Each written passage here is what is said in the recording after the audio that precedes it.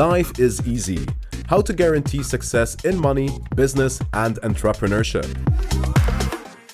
All right, ladies and gentlemen, first of all, thank you for having me out. My name is Fluellen, former National Football League player for American football. Now, guys, in terms of American sports, there's no higher level than American football, okay? But even with all of that and me being an entrepreneur, guys, I became a statistic. I became a statistic. There's a stat that says 70% of all National Football League players go broke within 3 to 5 years after they're done playing football. And guess what? I became a statistic. I got embezzled by a family friend, took me for everything. Yeah, I went to that dark place, and some of you might be in a dark place right now. I know we're looking at all this opulence here, but some people might be in here struggling. I was struggling. I was at that place where I'm trying to figure things out. You know that place, that dark place. And guys, when I was there, I knew I had one chance. I had one shot, one opportunity. I knew I had to study. See, I had to study successful people. I had to study people that came from the ashes, because if they could do it, then guess what? I could do it. And through all that studying and through those late nights and early mornings, I found an answer. And what I found out was life is easy. Oh, that's not the statement that you probably thought I would say, especially after what I just told you. But guess what, guys? Life truly is easy. Actually, those are my favorite 3 words, and I need some group participation here. So on the count of 3, we're all going to say life is easy together. 1, 2, 3. Life is easy. Thank you very much. Now, you might look at me and say, hold on, dude, your life might be easy, but my life is not easy. Actually, my life is hard. Okay, and before you get too mad at me, I have to define my terms, because if I say something is easy and I don't define it, well, easy means something different to everybody in here.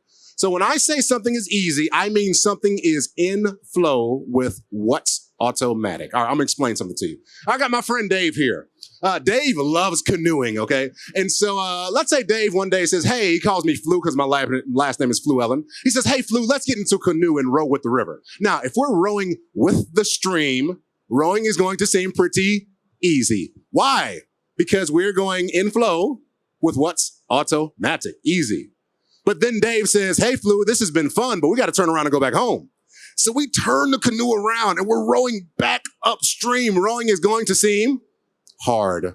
Why? Because we're going against what's automatic. We're going against the flow. So I like saying it like this. Easy means something is automatic. Hard means something is antimatic. I know that's not a word. It's improper English, but proper teaching. Does that make sense? Yes or yes? Thank you. So then you might ask me, okay, Mr. Football Player, but you talk about easy being automatic. Yes, it makes sense. But my life is still antimatic. And I would say, okay, that's a very fair point. Well, look, the only way that anything can ever be automatic is when it's based upon a law, L-A-W, law. That's the only way.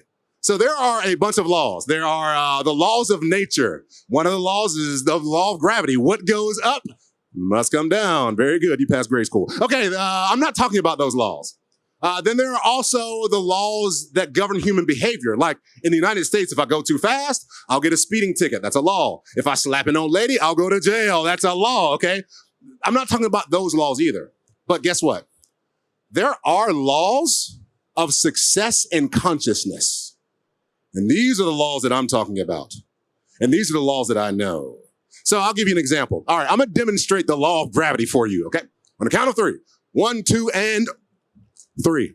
Oh, baby, I still got it. Okay, so you would probably look at me like, hey, that was easy. Why? All I did was jump up and land on my feet. Easy. But check this out. Let's say I jumped off the stage and landed face first. And I get up, and my nose is all bloody. My beard is all messed up, which is a travesty, by the way. And I get up. Let's say I got up and I started yelling at gravity. And I said, stupid gravity. Gravity, what's wrong with you? Gravity, why are you so unfair? You would probably look at me like, hey, you need to take this guy back to the States because he's gone a little crazy. Why would you say that? Because was it gravity's fault that I landed on my face? No, it was my fault. All I did was misappropriate the law. But guess what? Let's talk. Isn't that how we talk about life a lot of times? Life, why are you so hard? Life, why are you so unfair? Yeah, and life is just looking at us like, It's not my fault you keep falling on your face. You misappropriate the laws of success and consciousness. So with that being said, then we've got to learn these laws. Because if I can learn these laws of success and consciousness, I can make my life stop being so anti-matic and start getting into the flow of being automatic. So you're in good luck, guys. You're with a guy who knows all 7 laws of success and consciousness. And today I'll be talking about 2 of them. And if you want to hear the other 5, you've got to hire me as a speaker. Okay, anyway, so the 2 laws today that I'll be talking about are the laws of business and entrepreneurship and the laws of money. Now, let me ask you, does anybody want automatic success in business and entrepreneurship? Say I. Of course we do, right? So now look, the law of business and success and entrepreneurship is wrapped up into 2 independent clauses. Okay, clause number 1. Every founder and entrepreneur needs to know this. You have to find a way to get paid to do what you are already doing anyway.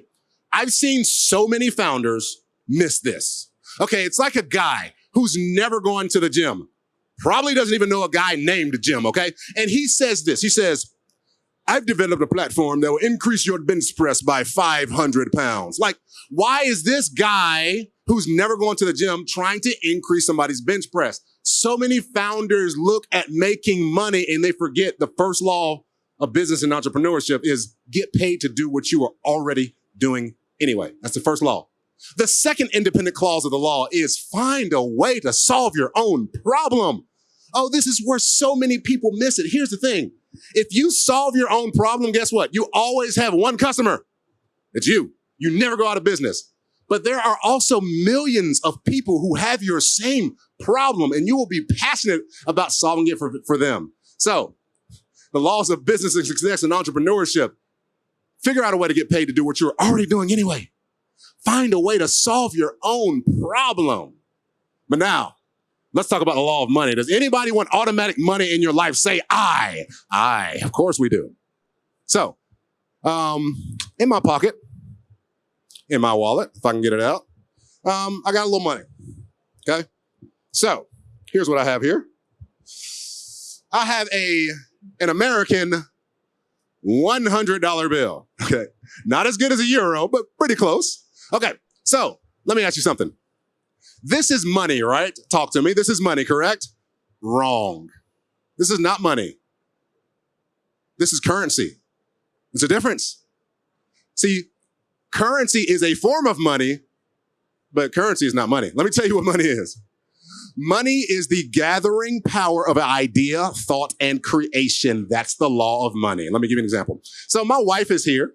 Her name is Dr. Fluellen. She's a doctor. Now, my wife, her first job was at a place called Taco Bell in high school, and she went by the name of Mika. So my wife's name is Dr. Kiana. So let me ask you this question.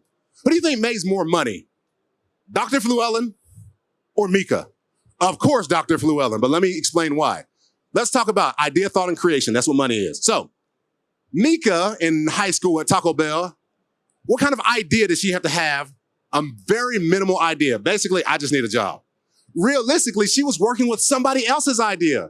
The founder of Taco Bell, his name is Glenn Bell. So let's compare and contrast Mika and Glenn Bell. So Mika, minimal idea. What type of idea did Glenn Bell have to start Taco Bell? A big idea. I want a taco stand on every corner in America. That was his idea. Let's talk about thought. How much thought did Mika have to put into her job at Taco Bell? Again, very minimal. The blueprint for a nachos Bel Grande was put right in front of her. All she had to do was follow the blueprint.